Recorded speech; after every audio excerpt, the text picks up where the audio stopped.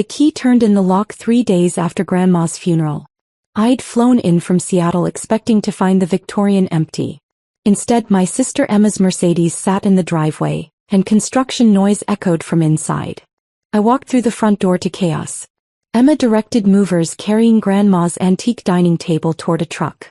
My brother-in-law Derek measured walls with a laser level. My mother packed Grandma's Wedgwood china into boxes. "Riley, finally," Emma said, barely looking up from her tablet. "We need help loading the bedroom furniture. Derek and I move in next week and the wedding planners need space cleared by Friday." I stood frozen, briefcase still in hand.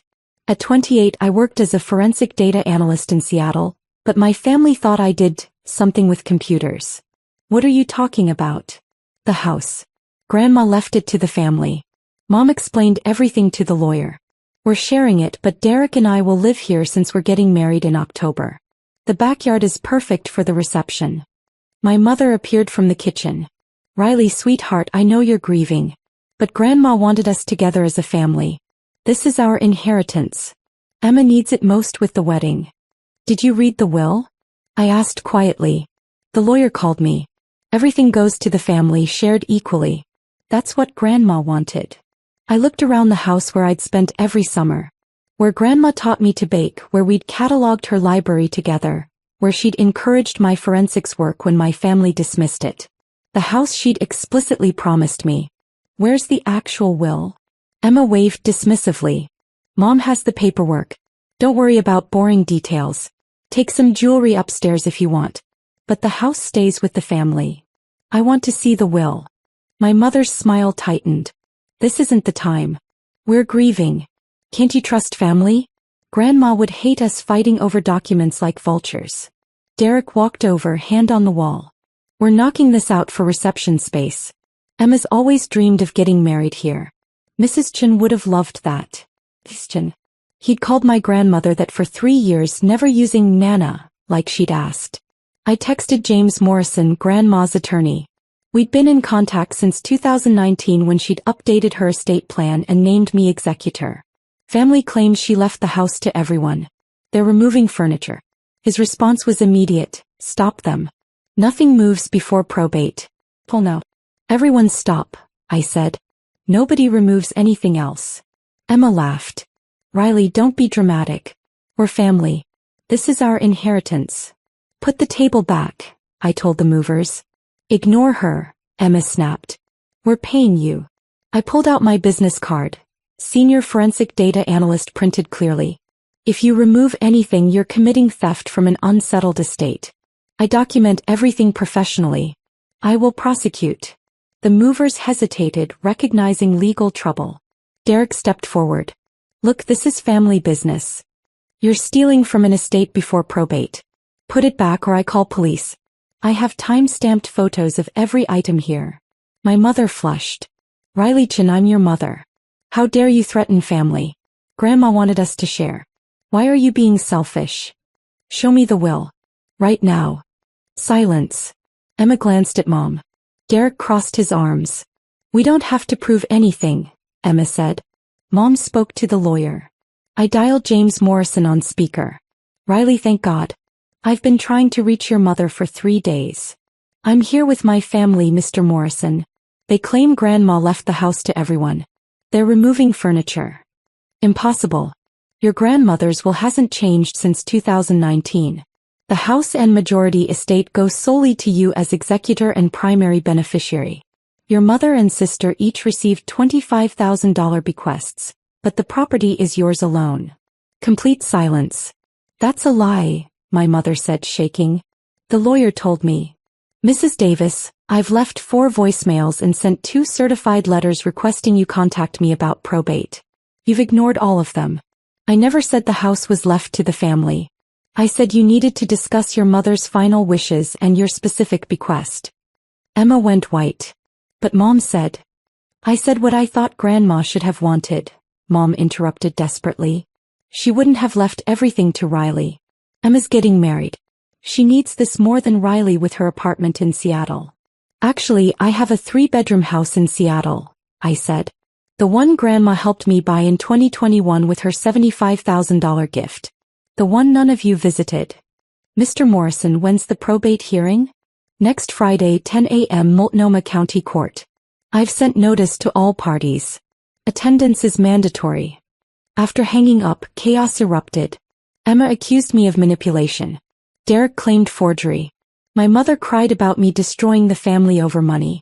Everyone out, I said. Put back everything you took and leave. This isn't over, Emma hissed. We'll contest. Grandma had dementia, she wasn't in her right mind.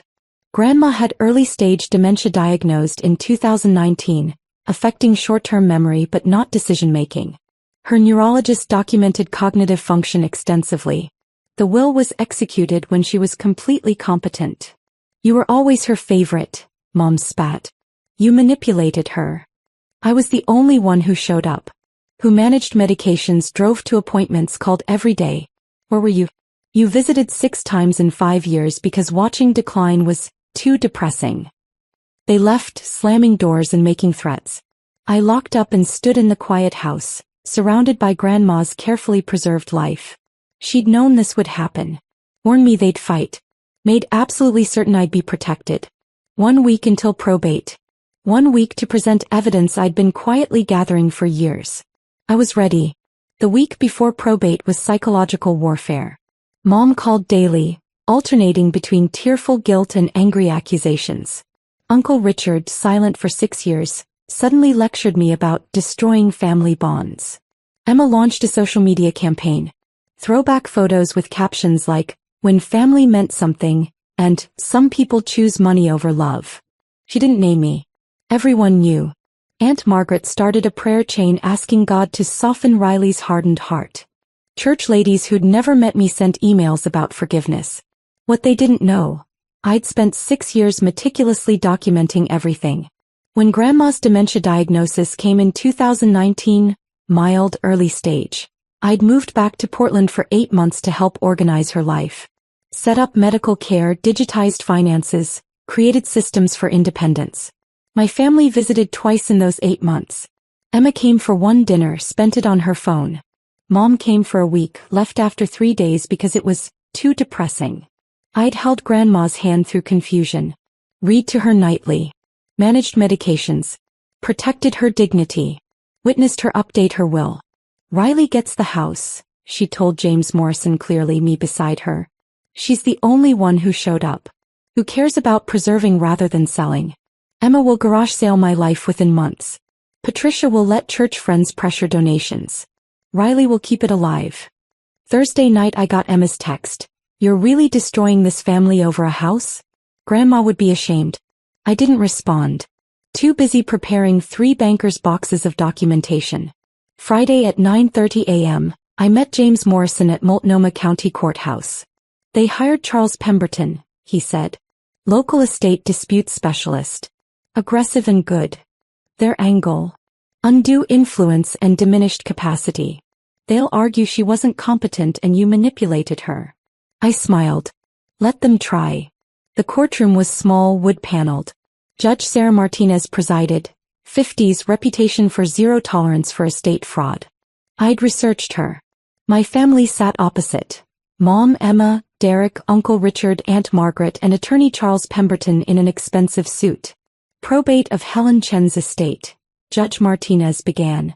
Mr. Morrison? Yes, Your Honor. Mrs. Chen's will, executed July 2019, leaves her residence and majority estate to granddaughter Riley Chen. Monetary bequests of $25,000 each to daughter Patricia Davis and granddaughter Emma Davis. Pemberton stood smoothly.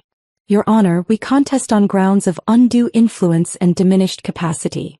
Mrs. Chen was diagnosed with dementia in 2019, the same year this will was executed. We believe Riley Chen, who held financial power of attorney, manipulated her vulnerable grandmother. Judge Martinez looked at me. Ms. Chen, did you have power of attorney? Yes, Your Honor. Grandma requested it when diagnosed with early-stage dementia. She wanted someone she trusted managing finances if memory declined. Did you use that to influence estate planning?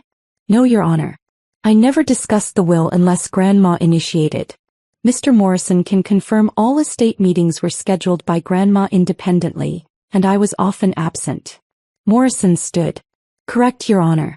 Mrs. Chin contacted me directly. Ms. Riley Chin attended exactly one meeting at Mrs. Chen's explicit request, so she could clearly state intentions with a witness. Pemberton pulled documents. Your Honor, we have evidence Riley Chin isolated Mrs. Chin from family, controlled visitor access, and created dependency-enabling manipulation. Present your evidence, Martinez said. Pemberton presented systematically. Phone records showing daily calls. Financial records showing account management. Mom's testimony that I'd discouraged visits and turned grandma against her daughter. Riley said mother was too tired for company. Mom testified, dabbing eyes. She controlled access, screened calls, made excuses. She isolated mother to gain influence. Emma testified next. Riley made grandma dependent. Took over medications, finances, social calendar. Grandma couldn't decide anything without Riley. Clear undue influence. Miss Chin, did you discourage family visits? Martinez asked. No, Your Honor. I maintained a visitor log as grandma's care team recommended. I have complete records of every visitor, call, and interaction for 5 years. I opened my first box, pulled out a binder. Text messages and emails to my mother, January 2019 through September 2024. I invited her 47 times. She came 6 times, averaging 90 minutes per visit. The bailiff passed it to Martinez. Similar documentation for Emma, Uncle Richard, Aunt Margaret. Only regular visitor was neighbor Mrs. Park, 3 times weekly. I documented everything because Grandma anticipated exactly this accusation. Pemberton's confidence flickered. These could be fabricated. Corroborated by phone records, email timestamps, third-party witnesses. I also have security camera footage from Grandma's Ring doorbell showing exact dates, times, and durations of every family visit from 2018 forward. Martinez leaned forward. Video evidence? Yes, Your Honor. Grandma installed Ring doorbell in 2018. All footage stored on cloud servers with unalterable timestamps. I opened my laptop. The bailiff set up the screen. First video. Mom arriving March 2020. Grandma delighted, hugging. Timestamp showed Mom leaving 45 minutes later, checking her watch. Your Honor, this visit occurred when Mom claimed I prevented her from seeing Grandma. She came and went freely. I wasn't even home. Next, Emma, June 2021. Grandma in gardening clothes, excited. Emma on phone the entire 23 minutes, barely looking up. This visit where Emma claimed Grandma seemed confused. As you see, Grandma was lucid, gardening, trying to engage. Emma was distracted.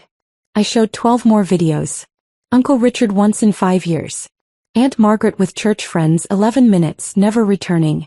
Each timestamp destroying their narrative. Then the critical one. July 15, 2019. 1 week after Grandma signed her will. Doorbell rang. Mom appeared. Grandma opened the door, smiling. Mom didn't smile back. Mom, I heard you changed your will. We need to talk about this house. Emma's getting married, needs somewhere to live. You can't seriously leave everything to Riley. Grandma's voice clear. Patricia, I've decided. Riley shows up. Riley cares about preserving, not selling. You want to liquidate and split cash. Emma will garage sale within months. Riley keeps this house alive. That's not fair. I'm your daughter. Where were you when I needed you? When I was scared about diagnosis. Couldn't remember medications? Riley moved back 8 months. Put her career on hold. Called every day. Where were you, Patricia? Mom's voice turned defensive, angry.